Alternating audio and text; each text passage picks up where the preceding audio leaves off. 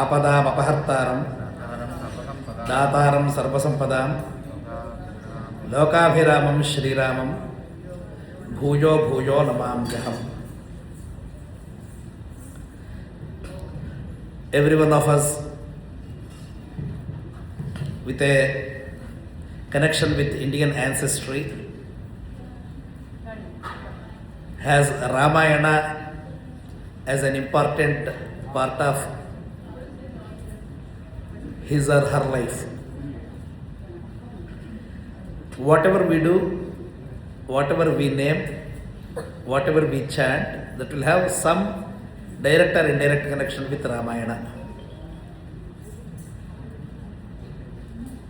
Needless to say, Rama is set as a role model in our lives by our parents, by our elders, by our traditions since time immemorial. Even in our families, we have got many people named after Shri Rama in some form. Ramayana is the charted path of Shri Rama. Many times we come across a question,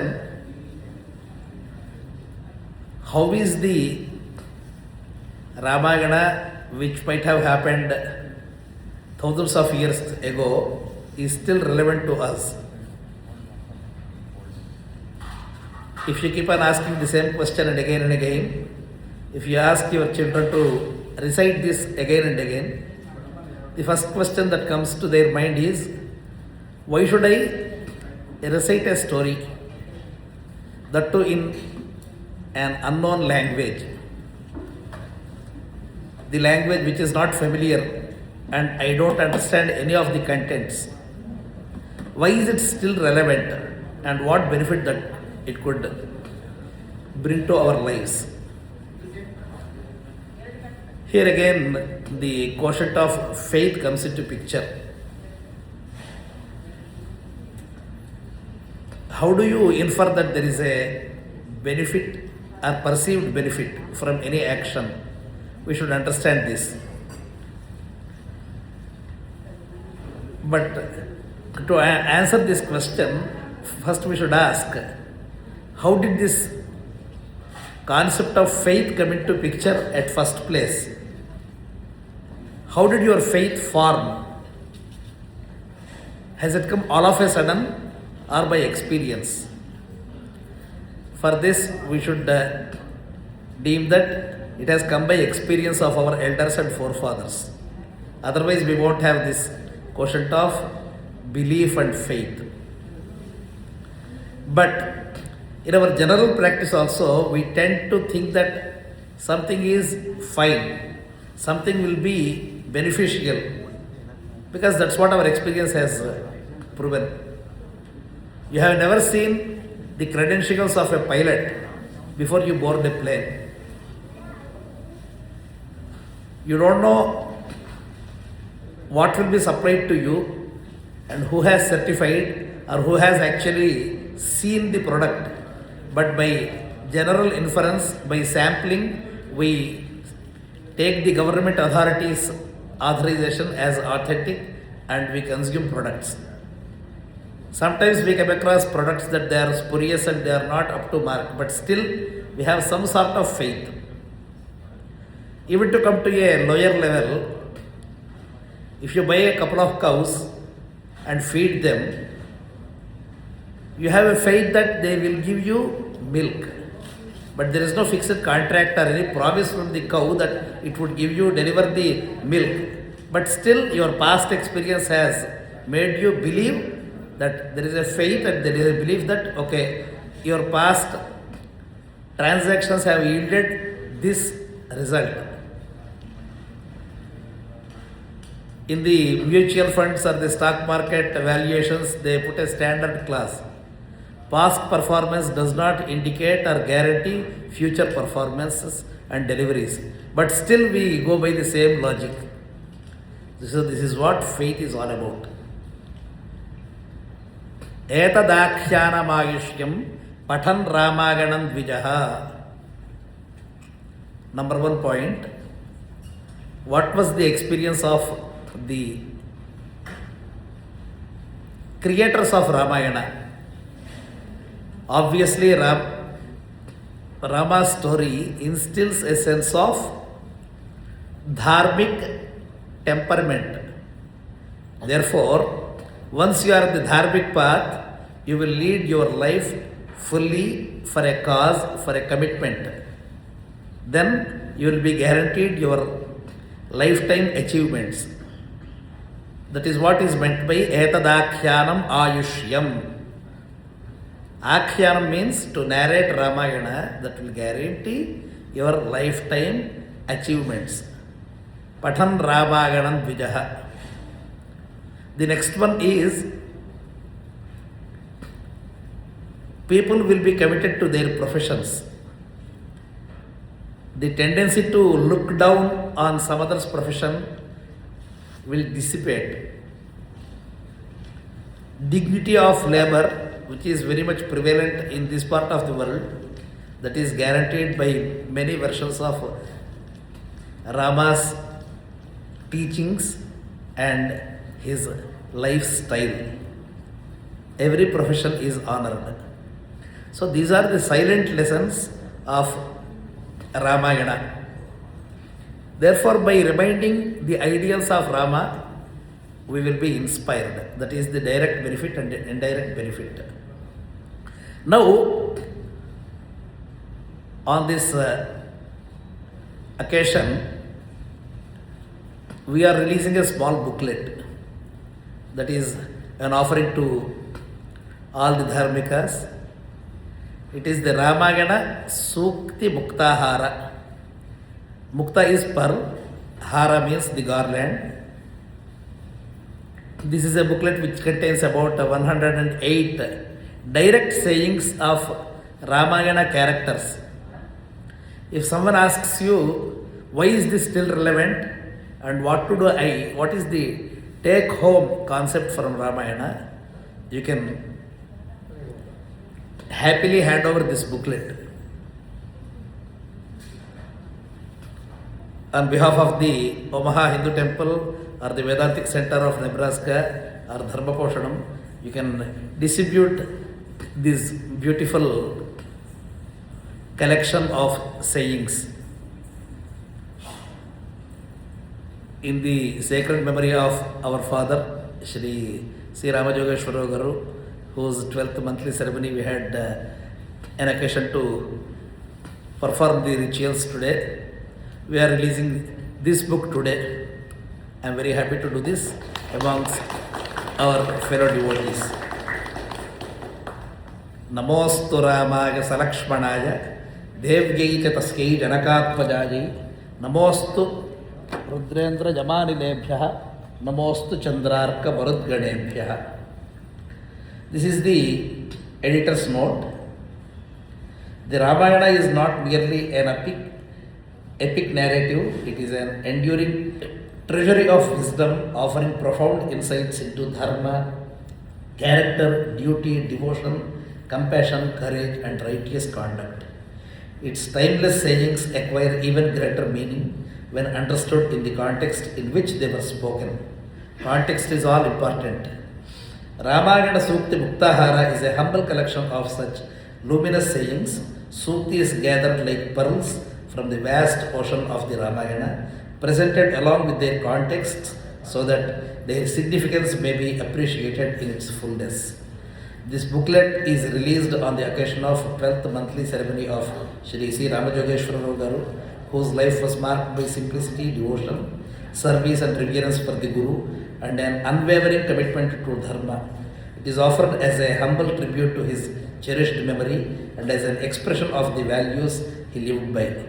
The publication is brought out by Dharma Poshanam and released at the Hindu Temple of Omaha, Vedantic Center of Nebraska. May these pearls of wisdom inspire reflection, strengthen our commitment to Dharma, and illuminate our lives with the ideals embodied by Sri Rama.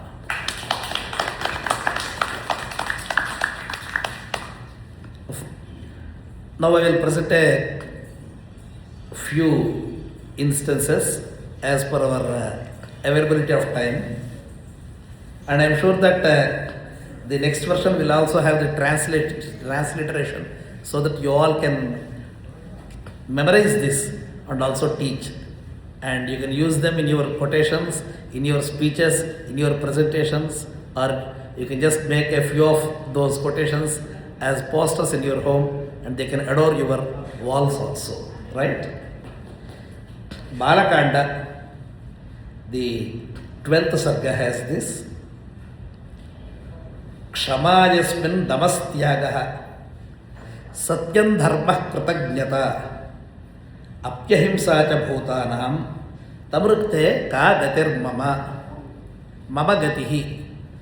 If I need to take refuge or help of someone, what should be the quality of the person who is offering refuge? When you are in distress, you will grab anything that might offer some sort of solace. When you are drowning, when you need urgent commitment, either by funds or some help, you don't check the character of the person who is offering you this. Therefore, the conversation between Narada and Valmiki gives us the basic input. Even in distress, don't seek refuge and help from characterless people, because there will be some compulsion which will actually draw you to unceremonious and adharmic lifestyle at some point of time. Because if you are accepting from adharmic people, then at some point of time you will be obligated to offer them the service, or you have to repay your debt. Then if you are on the path of dharma, then you will be drowned again beyond retrieval. For that, sage Valmiki and Narada are giving some qualifications. Kshama. Even when you are very angry, show your character and composure. Don't lose out your temper, and don't be foul-mouthed. That is very important. Just check that character first before you offer any talks or you seek any help. Damaha, self-control. And tyagaha. Tyagaha is be little sacrificial. Sacrifice does not mean losing out everything. At least you have to be prepared to loosen your purse strings. Satyam, truthfulness. Dharma, righteousness. Krutajnata. Krutajnata is gratefulness. Ahimsa. Bhutanam, ahimsa. For no reason or for little reason, if you keep on tormenting, torturing other creatures around you, then you are not a fit person to offer anything. So therefore, if a person has all these qualities, tamruteka gatir mama, who else can offer me better help? Who else can be my refuge? That is the first question. The second one, this is between Rishikeshwar and Dasharatha. The Putrakameshti arrangements are in full swing, and at this point of time, the rules, the restrictions, which we call as Diksha Niyama, they are spelled out for a Yajamana. If you want to be in the Diksha, you have to make certain vows, and you should not violate that oath. At that point of time, Rishikeshwar being the Acharya, he spells out the list of restrictions and code of conduct. Nacha vajna prayoktavya kama krodha vashadapi. He states that no being should be dismissed contemptuously. With contempt, don't dismiss anyone. Even if you have strong desire or great rage or anger, your anger cannot justify this contemptuous treatment of another. The next one is even more important. Rishikeshwar continues. avajñaya nadatavyam kaskachil leelaya piva avajñaya kritam hanyat dataram natra samshayaha. Avajña means insulting. If someone has sought some help from you, or you have an oath to give something, be respectful. Normally we think that whoever is taking something, he is inferior than you. That is our natural understanding or expectation. We expect someone to be beneath your level because he is expecting some help from you or receiving some help from you. The Dakshina Dana Prakarana. Dakshina is, we should understand the difference between Dana and Dakshina. Dakshina in any yajna is the contractual obligation for the discharge of a duty or an errand or a task. If someone has completed that fully, you are bound by that obligation. So that is Dakshina. Dakshina is not something which is alm or which is like a beggar seeking something. It is your contractual obligation. Dana is given out of free will. Danam, giving a charity, giving out something that can be anything. Out of your free volition, without any compulsion. Dana. In many of the rituals, daily rituals, they say, Tato yat kincha dadati sa dakshina. Sometimes, out of your volition, you can choose whatever you want to give. That also constitutes dakshina in some of the rituals. But otherwise, when you are inviting a ritual, a ritvik to conduct something, there will be some basic sets of questions. Adharyo Devata Achakshva. Please list out the names of the deities which have to be worshipped. Kin Dravyam. What is the Dravya that will be offered in the Homa? And Ka Dakshina. What is the set out emolument for this particular conduct of the ritual? So that has to be spelled out. And at no point of time you should make them wait to receive their obligated dakshina. That's very important. Sometimes we get all the rituals done, all the works done, but still keep the people waiting to receive their emolument. That is very bad. And in the Vedic context, that comes in the third part. Before you start anything, even before the completion of the yajna, you have to give out the dakshina. At the point of giving dakshina, there is a beautiful mantra which is called the dakshina mantra. Pratigrahana mantra. What is that pratigrahana mantra? Devasyatva savituh prasave ashvinor bahubhyam pushno hastabhyam pratigruhnami. There is a confusing concept. If you give something to someone and if they don't accept it, what will be the sequence and what is the status of that object which is given?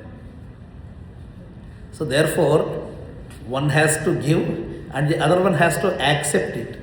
So giving and acceptance both are essential parts of giving a dakshina.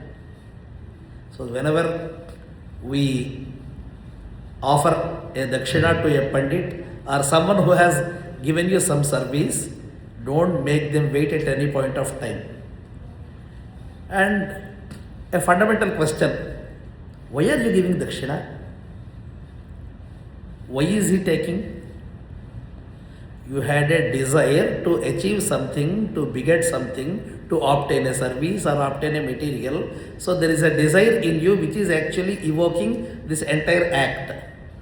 And the person who is extending that service also has a desire to receive something and extend a service.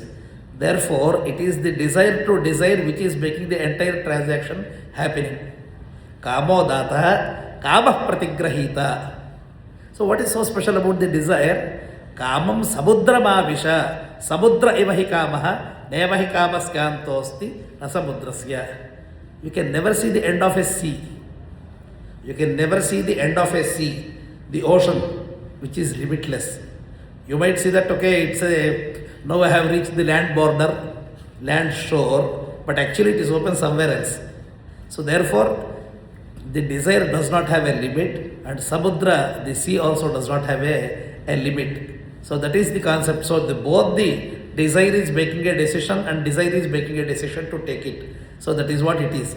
So therefore you are equally obligated to give, and you are also a benefactor as well as a beneficiary.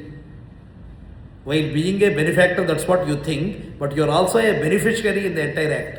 So therefore be respectful. Avajnaya na datavyam. Never give with an insulting tone. Be grateful to someone who has extended. Even it may be your plumber or your electrician or some menial job, whatever it is, you have to be respectful. That is what Rishikesharanga says. Kaskachan leelaja api. Leelaja apiva. Sometimes we will be playful, and in a jovial mood, we also joke with people with whom we have affinity. Take it, what's there? So even playfully also, while giving, you have to be respectful. Even in a jovial mood, never make light of someone's stature. That is an important edict from Ramayana. What will happen if I am playfully demeaning someone or disrespectfully dealing with someone? Avajnaya kritam hanyat dataram natra samshayah. Instead of getting you a benefit, if you are actually disrespectfully giving something, you will be crestfallen. Hanyat. It will actually kill you, or it will bring you down, the entire act of dana. So never make someone feel belittled with your attitude. That is the essential act of and intent of dana. The next one is from Bharakanda again.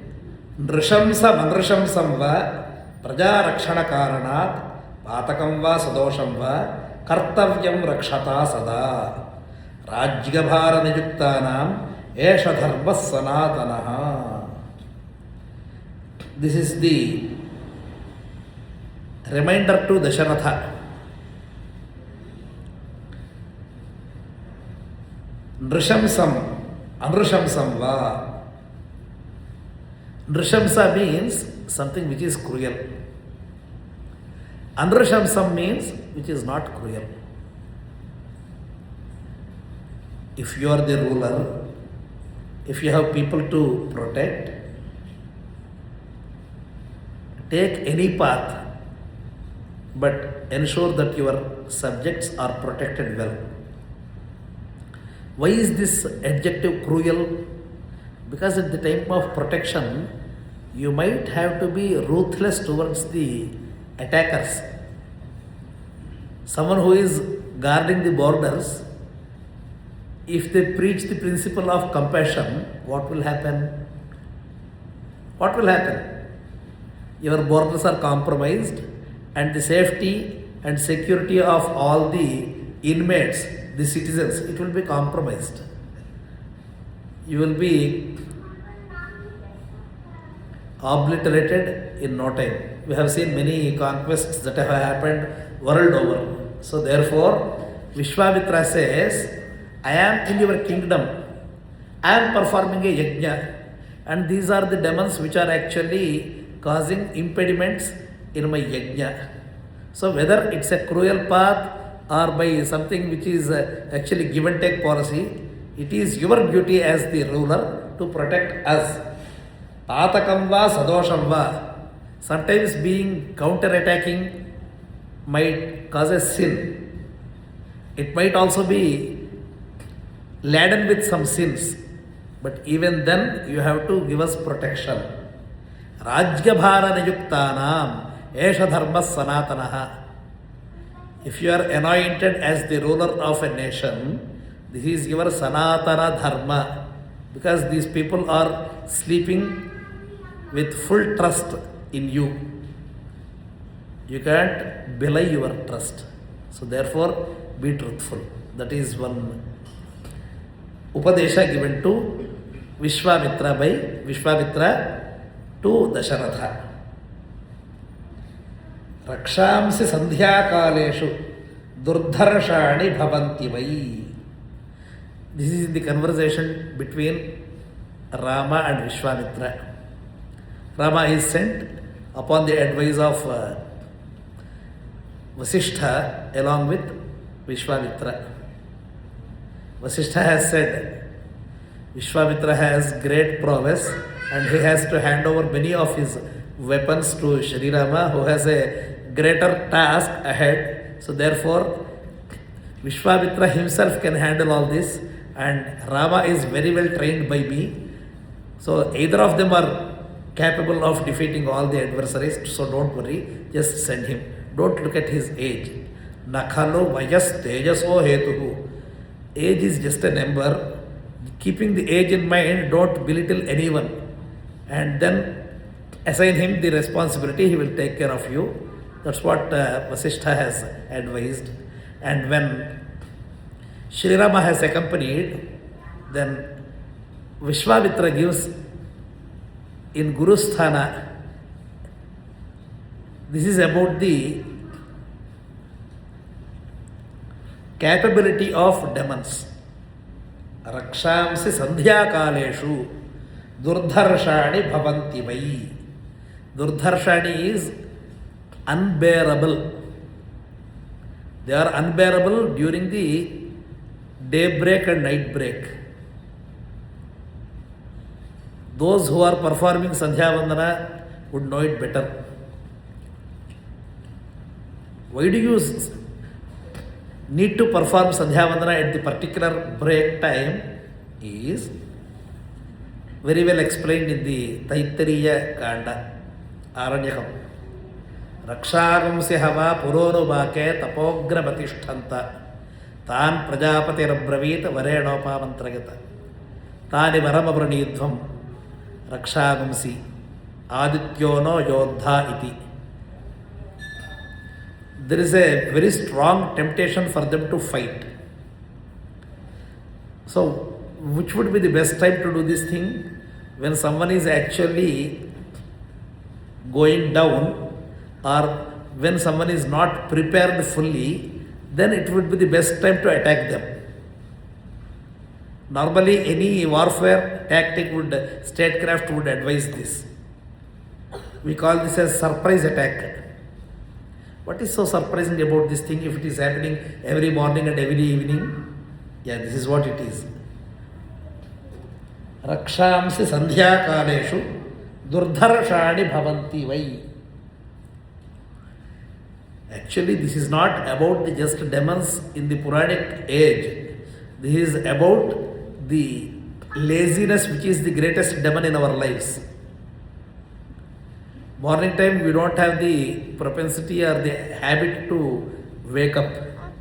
Even if you are in a wakeful state, still you don't feel like doing your prayers in the Sandhya Kala.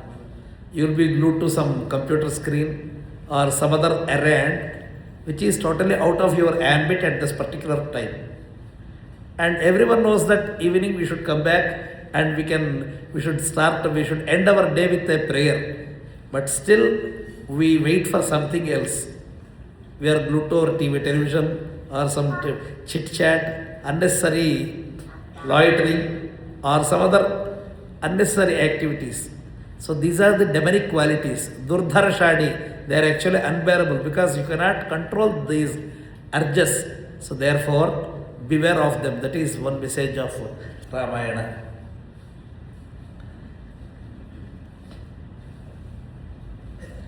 Their power is at peak during the two twilights, Sandhya Kala. This prepares Rama for the vigilant night watch at the sacrifice. Chalam hi yauvanam nityam manusheshu visheshataha. Ahalya has this maxim. Ahalya, we all know the Rishipatni. She is the wife of Gautama.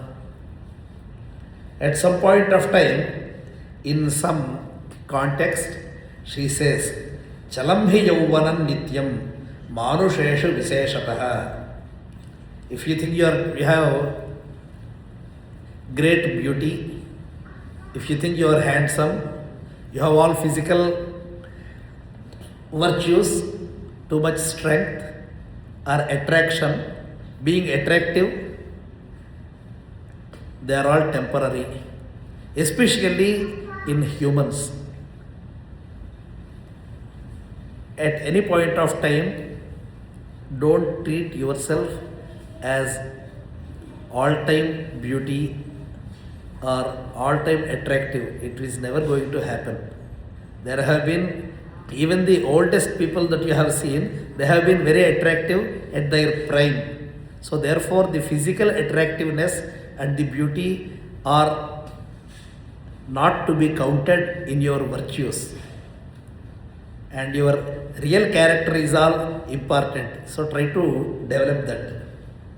Why Manusheshu? Because some of the animals are also treated very well, even at their twilight zone. But still, the humans are looked down when their beauty alone is making an impression. Then, if that beauty is not present anymore, then you will have the shock of your life. So, therefore, be mindful of that.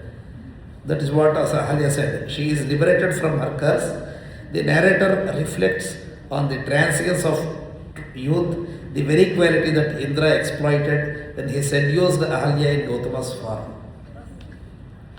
Now, daughters of Janaka, this is their word. Pitahim Prabhurasmakam Daivatam Paramam Hinaha Yaskeno Dasketi Pita Sano Bharta Bhavishyati. My father is the embodiment of the God Himself.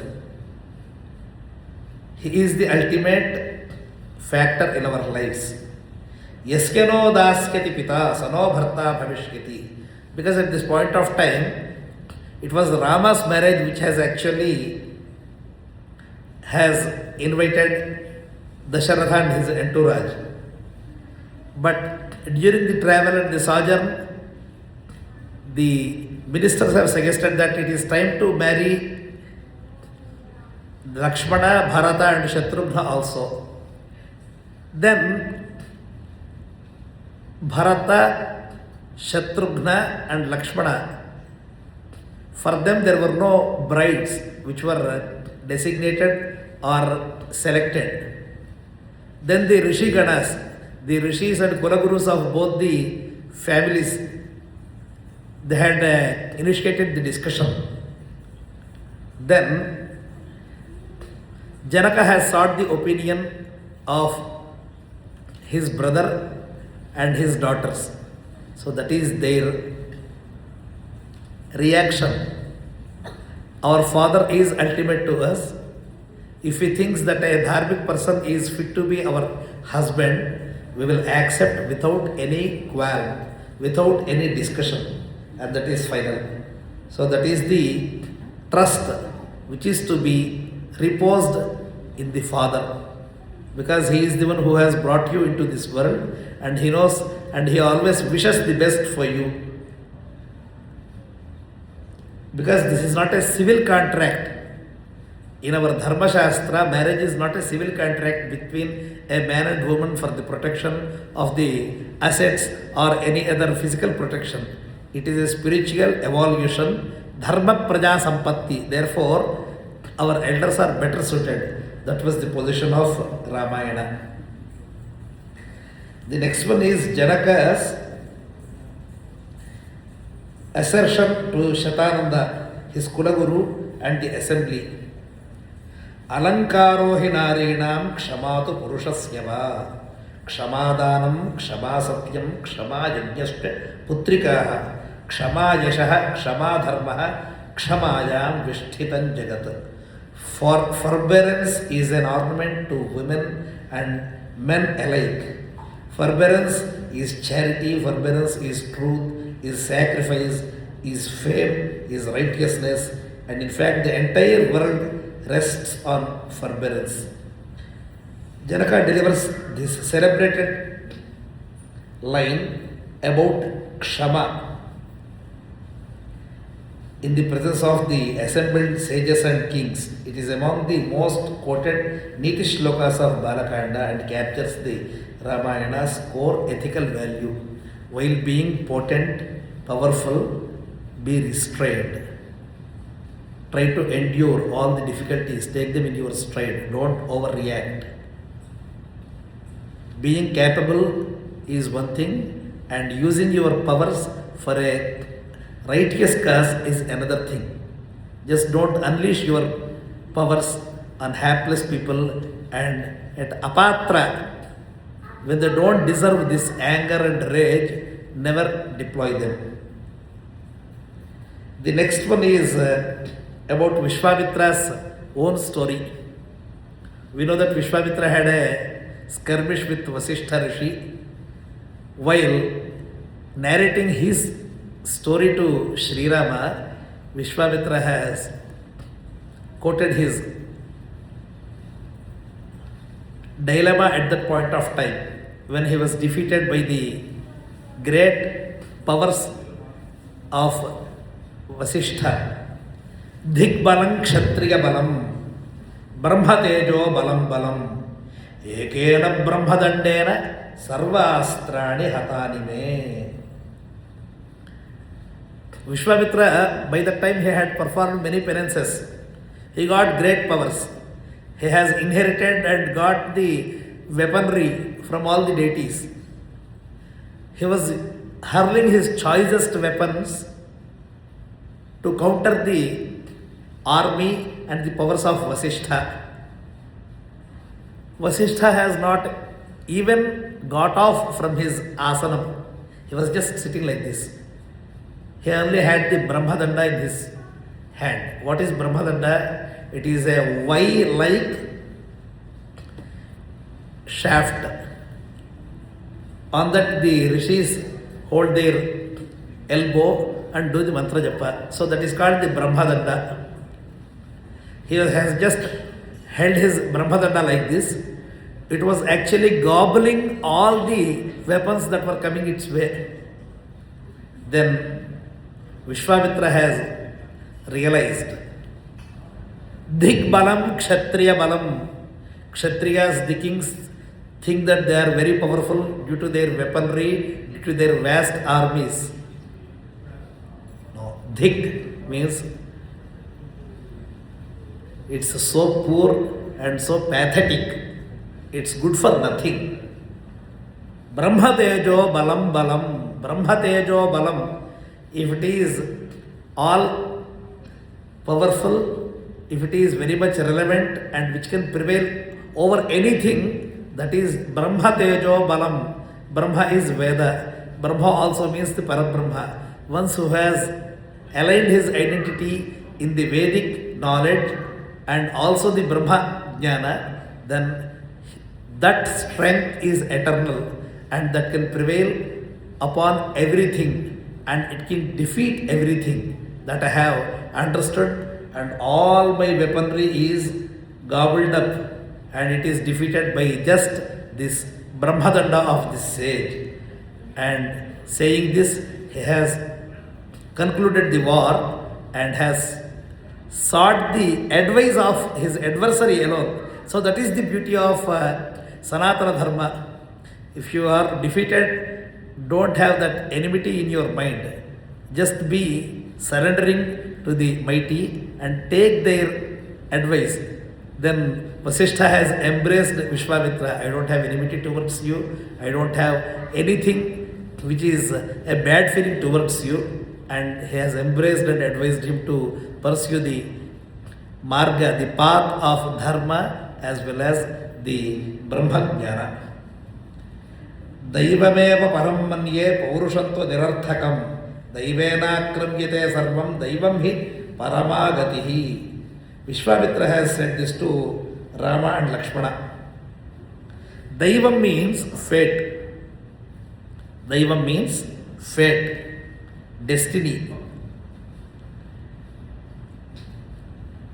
Fate is more powerful than human prowess. Everything in the world is preordained and everything is regulated by the decrees of the fate. Vishwamitra narrates the story of Shunashepa to illustrate how divine will overrides human effort. This verse captures his philosophical conclusion. Daiva, the fate, is the ultimate arbiter, a theme that recurs throughout Ramayana. प्रायेण हि नरश्रेष्ठ ज्येष्ठः पितृषु वल्लभाः ज्येष्ठाः पितृषु वल्लभाः मातॄणाञ्च कनीयांसः. This is actually a strange observation.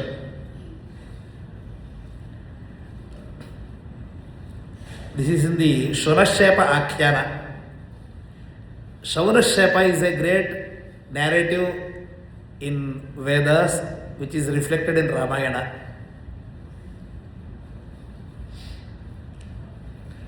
In a discussion on parental love, Vishwamitra makes this perennial observation about the natural distribution of parental affection. Fathers bond most with the firstborn and mothers with the lastborn. An observation relevant to Rama and Bharata dynamic. Why was Rama very close to Dasharatha? Why he has regarded him is, this is what it is. Observation. Prajana hi narashreshta jyeshtha pitrashu vallabhaha matrunancha kaniyamsaha. For this to understand, this to be understood, we should know the distribution of duties. Distribution of duties. The firstborn has many familial duties. He has to help the father. And he is put to Gurukula Vasa. He is sent to the Gurukulam for the arduous study of Vedas. And he is the forebearer of the family traditions. He has to upkeep all of them. And there is so much expectation. And Dharma Praja Sampatti means a person who is born to take care of the family heritage by the factor of dharma, and that duty is first assumed by the firstborn. Therefore, the father has a special duty towards the firstborn because he is the one who is getting the father out of the Pitruna. Pitruna is the eternal debt that everyone who is born in this world, who bears this Pitruna. With the firstborn, you are getting out of that ambit of Pitruna. So therefore the firstborn has special duties. And the persons who are born somewhere in the lineage, they might get lesser attention, but the last one who is born gets all the attention because the mother does not have any other issues. So she has to attend, she will attend willfully and willingly the last issue. So therefore, Kaniyam Saha, Matrunacha Kaniyam Saha. That is what Ramayana's observation in the context of Shunashepa Akhyana, because that is a specific story that will take a little longer time to explain. Shunashepa was the middle son. Shunah Puchhaha, Shunolangulaha, Shunashepaha, Shunolangulaha. So these were the names of three. And Harishchandra's son, he was wandering in the forests. He wanted someone to take his place to be part of the yajna, where in the sacrifice the person will be losing his life for the sake of Varuna.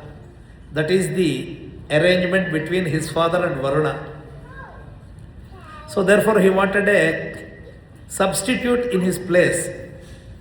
He said, okay, if you are in dire poverty, I will help you. Please save my life.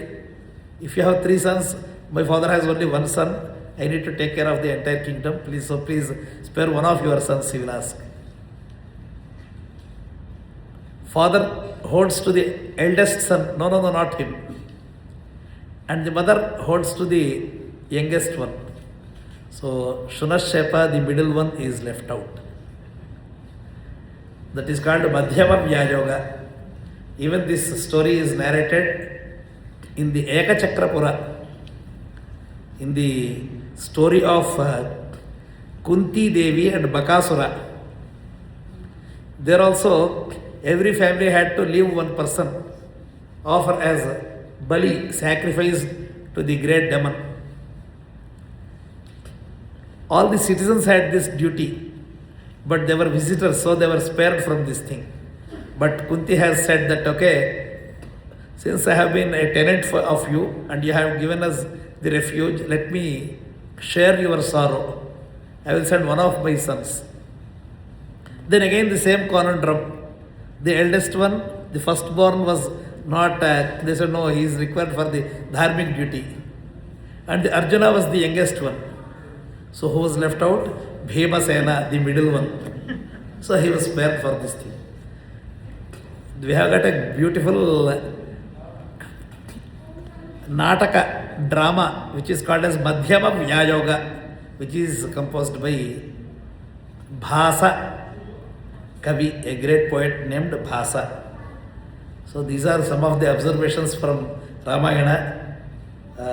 Soon I will say, I think that Professor Pani or someone else will distribute this book free of cost for all of you. When you have time, just read them. So this is the Barakanda observations. We have got Ayodhya Kanda, Aranya Kanda, Kishkinda Kanda, Yuddha Kanda, and Uttara We have got several more observations of Ramayana. One or two observations from Sundar Kanda, please. Yeah, we can go to that. Okay, we'll just take one from each of the Kandas.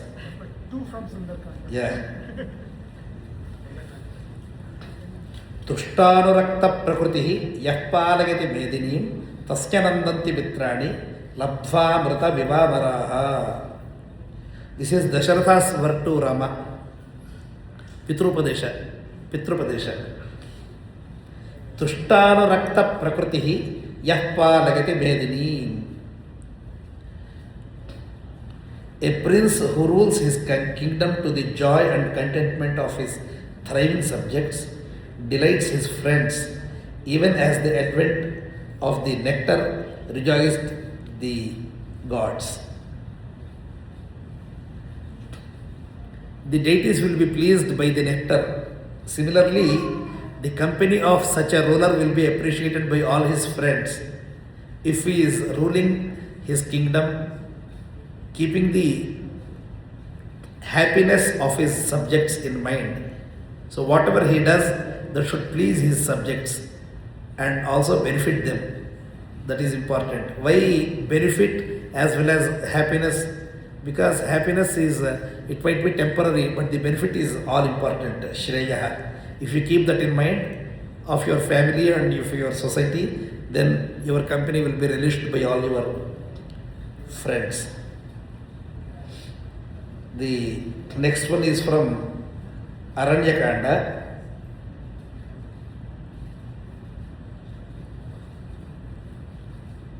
Yeah.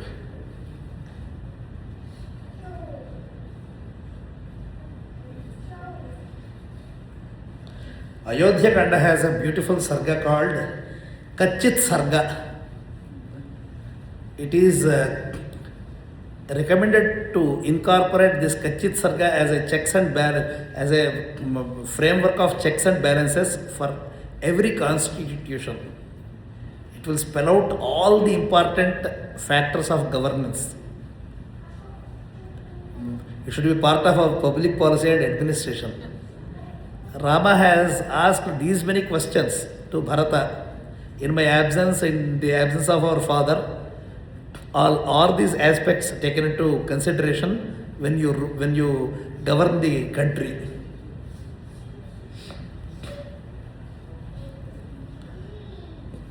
Adharmastu maham stata bhavet tasya mahipate.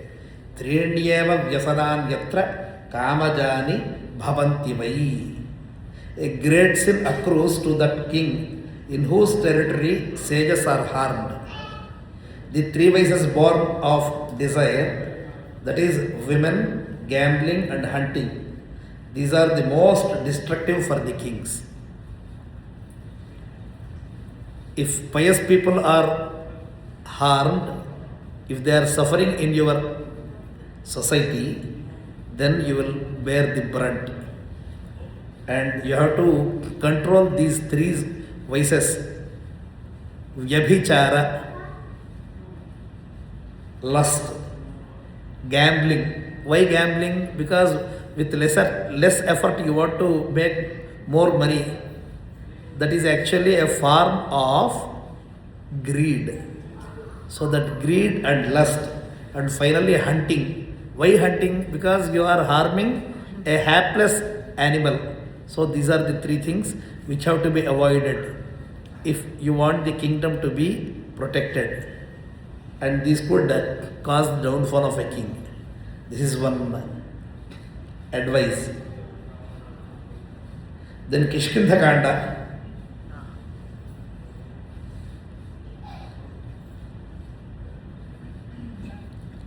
Savira Purushottamaha.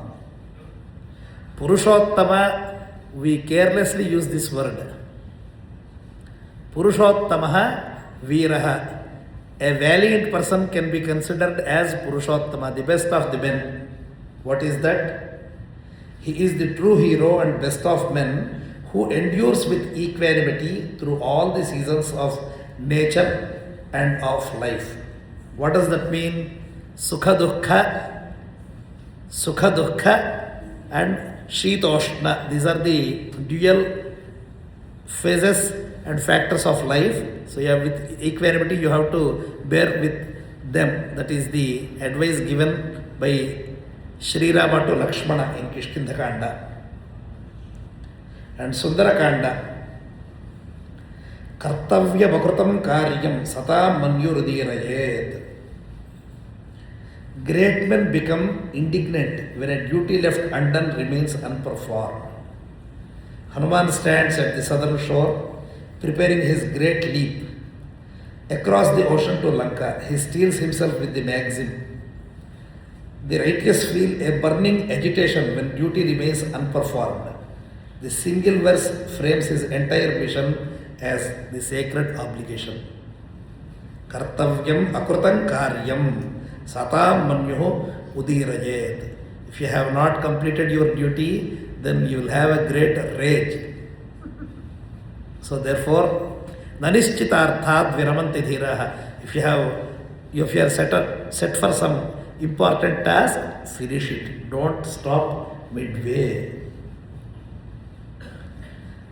The next one is even more important.